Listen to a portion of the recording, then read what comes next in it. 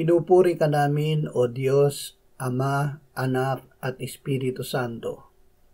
Salamat, Ama, na ibinigay mo sa amin si Jesus na iyong anak, na namatay para sa aming kasalanan, iyong muling binuhay, iniakyat at iniluklok sa iyong kanan sa langit.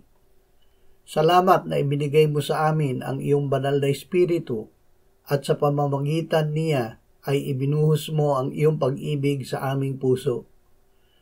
Ikaw, Ama, ang Diyos ng lahat ng biyaya. Ibinigay mo ang kautusan upang kami ay magsisi at tumalikod sa kasalanan.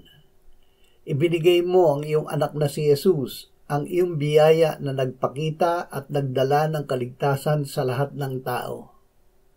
Salamat na ibinigay ng iyong anak ang kanyang sarili alang-alang sa amin, upang matubos niya sa lahat ng kasamaan at pakalinisin para sa kanyang sarili ang sambayanan na pag-aari niya.